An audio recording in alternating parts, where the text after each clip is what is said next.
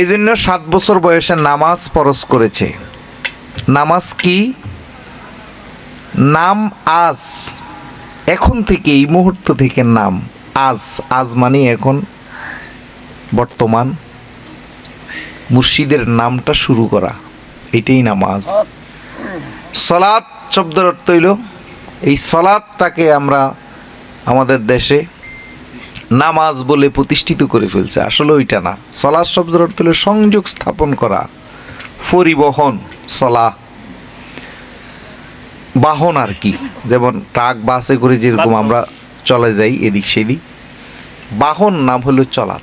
তো বাহনটাকে আপনার গুরুর মধ্যে যদি আপনি ডুব দিতে পারেন, আপনার গুরুর মধ্যে দিয়ে আপনি পার হয়ে যাবেন, এটাই সলাৎ। খাজা বাবা ওসমান হারুনির মধ্যে ডুব দিয়েছেন, সলাৎ মেনেছেন। গৌসুল আজম মাইজভান্ডারী আবু সালেহ লাহোরীকে সলাৎ মেনেছেন। লালন সাইজি সিরাজ সাইকি সলাৎ পরিবহন ভাবছেন। ওই যিনি এই সংযোগটা স্থাপন করতে পারবে, পরিবহনটা নির্ধারণ করতে পারবে, যার পরিবহন যেমন হবে সে তেমনভাবে পার হয়ে যাবে। আপনি যদি গাজরটির সাথে চলেন, গাঁজা খাইতে খাইতে মরবেন। চোরের সাথে চললে চুরি করতে করতে মরবেন। যদি একজন হক্কানি সাধু গুরুর সাথে সম্পর্ক রেখে যদি আপনি মরতে পারেন, তাইলে তিনি আপনাকে বহন করবে। এইটাকেই সলাৎ। আল্লাহ পাক রব্বুল আলামিন আমাদেরকে একটা আমানত দিয়া পাঠাইছেন। এই আমানতটাকে কতটুক রক্ষা করতে পেরেছি, তাই সত্য বললেই সমস্যা, তাদের ভয় নেই, পাকা গুরুর শিষ্যের ভয় নেই, রাইট? তাই আমাদেরকে একজন গুরু ধরে জানতে হবে আসলে আমার দেহের মধ্যে কি আমানত মালিক দিয়ে গেছেন।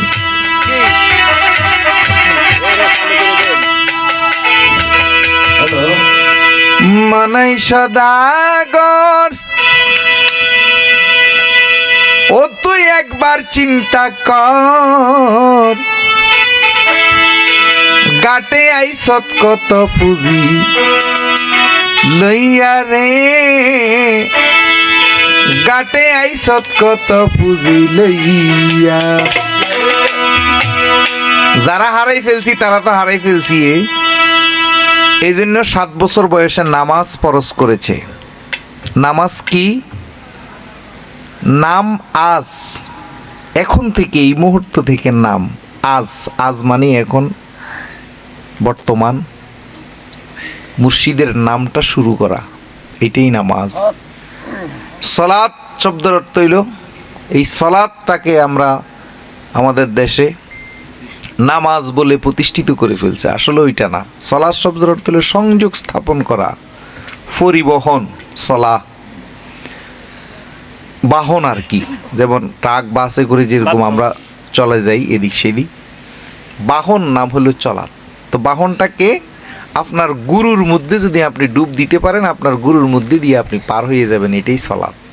খাজা বাবা ওসমান হারুনির মধ্যে ডুব দিয়েছেন, সলাৎ মেনেছেন। গৌসুল আজম মাইজভান্ডারী আবু সালেহ লাহোরীকে সলাৎ মেনেছেন। লালন সাইজি সিরাজ সাইকি সলাৎ পরিবহন ভাবছেন। ওই যিনি এই সংযোগটা স্থাপন করতে পারবে, পরিবহনটা নির্ধারণ করতে পারবে, যার পরিবহন যেমন হবে সে তেমনভাবে পার হয়ে যাবে। আপনি যদি গাজরটির সাথে চলেন, গাঁজা খাইতে খাইতে মরবেন। চোরের সাথে চললে চুরি করতে করতে মরবেন। যদি একজন হক্কানি সাধু গুরুর সাথে সম্পর্ক রেখে যদি আপনি মরতে পারেন, তাইলে তিনি আপনাকে বহন করবে, এইটাকেই সলাৎ। তাই এই সলার আমাদের দেশে দুধ কইয়া মদ বিক্রি করতেছে, কিছু করার নাই। তো তাই সঠিক গুরু থেকে আপনার জানতে হবে যে আপনার মধ্যে কোন জিনিসটা রক্ষা করলে আপনি আর মরলে ফসবেন না, কোন জিনিসটা আপনার দেহের মধ্যে আছে, যে জিনিসটাকে আপনি রক্ষা করতে পারলে আবাদুল আবাদ কিয়ামত পর্যন্ত আপনার এই দেহ আর মাটি স্পর্শ করবে না। আমাদের এই সুফি গুরুর লাইন যে সত্য, তার দলিল হলো যারা সঠিক গুরুর, ফাঁকা খেলোয়াড়, তাদেরকে মরার পরেও অক্ষত অবস্থায় কবরে পাওয়া যায়, তাদেরকে আর মাটিয়ে খায় না। এটাই প্রমাণ। আর অন্য কোনো দলের লোককে কবরের মধ্যে অক্ষত অবস্থা পাওয়া যায় না, অন্য কোনো ধর্মের লোককেও পাওয়া যায় না। কিন্তু সাধুগুরু অলি আল্লাহ লাইনের লোকদেরকে আমার রাসূলও এই শিক্ষা দিয়ে গেছেন, এই জন্য অনেক সাহাবার লাশ কবরে পেয়েছেন। তাই আমরা অনেকেই গুরুর সাথে হবে আত্মার সম্পর্ক, নফসের কোনো সম্পর্ক নাই। আবার গুরু কার লগে নফস সম্পর্ক করছে সেটা আবার ভক্তের দেখার বিষয় নয়। নবী 11টা বিয়ে করছে, তাই নবী কোন খেয়ালে কোন বিয়ে করছে এটা নবী জানে। তাই বলি আমরা যদি ভাবি যে নবী নফসের জন্য করছে, না না না, নবী নফস ব্যবহার করছে। দলিল আদিল্লাতে পাওয়া যায় 3বার ওনার জীবনে উনি সঙ্গমে গেছেন, 3টা সন্তান জন্ম দিছেন। তাইলে বুঝা গেল। যেমন আমি গোলাম মঈনুদ্দিনের সারা বাংলাদেশে আমার অনেকগুলা সন্তান আছে যেগুলার এই নিবন্ধন আমার নামে, কিন্তু আমার সাথে ওই নারীর সাথে দেখাও হয় নাই। তো বলে কেমনে? ওই যে সৈদি খাদ্দামার কাজে যায় না, তো ওখানে তো দাসীর সাথে ওরা দাদা নানা নানি ওই বাফে সবাই দাসীর সাথে থাকে। তো থাকতে থাকতে তো সন্তান চলে আসে, ওই দাসীকে আবার সৌদিতে কুয়েতে ডুবাইতে রাখে না, তো এগুলারে দেশে পাঠাইতে। আমাদের দেশের একটা বড় সমস্যা হলো অবৈধ সন্তানদেরকে রক্ষণাবেক্ষণের কোনো স্কুল কলেজ বা আশ্রম নাই। যেমন বাইরের রাষ্ট্রে কুয়েত, আমি নিজেই কুয়েতে পার্ট টাইম জব করছি। একটা জারজ সন্তানের অবৈধ সন্তানদের একটা কলেজ ছিল, ওইটার জেনারেটর মেনটেনেজে আমি কাজ করছি। কমপক্ষে 1-2 হাজার সন্তান আছে, মানে এদের কোনো বাপ নাই। কিন্তু আমাদের দেশে এই আশ্রমটা নাই। তো কাস্টম একজন অফিসার আছে, তো এই মেয়েগুলাকে দেশে পাঠাই দেয়। ফাটাই দেওয়ার পরে এই বাচ্চার নাম বাবার নাম কার হবে? তো তখন ওই কাস্টম অফিসার শামসু সাহেব আমার খুব পরিচিত, তো সে কয় যে মহিউদ্দিন ভাই আপনার নাম তো দয়াল, এই ছেলেটার এই মেয়েটার বাবার নাম তো আর পরিচয় নয়, আপনার নামটা দিয়ে দিই।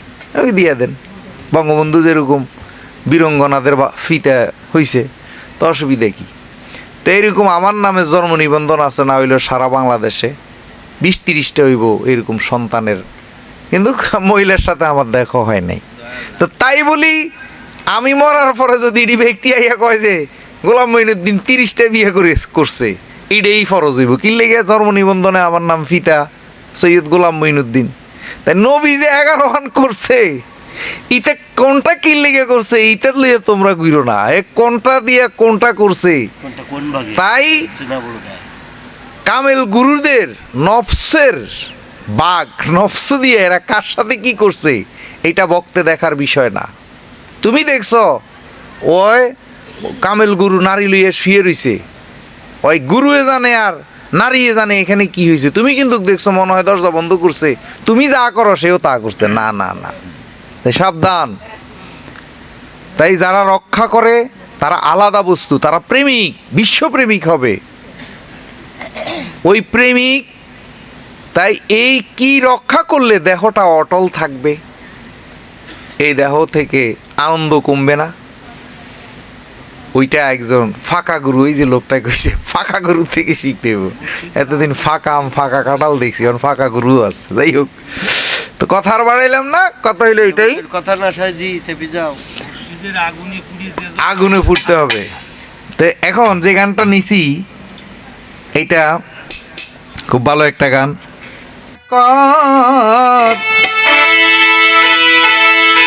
গাটে আইস কত পুঁজি লইয়া রে,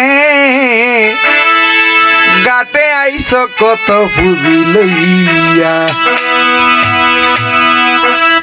এখন মনে করেন 1 সিঁড়ি বা 2 সিঁড়ি 3 সিঁড়ি পরে আমার সম্পদ আমার নামে থাকবে না, ঠিক না? কিন্তু এই যে আমি একটা মেয়েরে একটা সন্তান রে আমার সন্তান বলে লাইসেন্স দিছি, সে শান্তি পাবে না সারা জীবনের জগতে?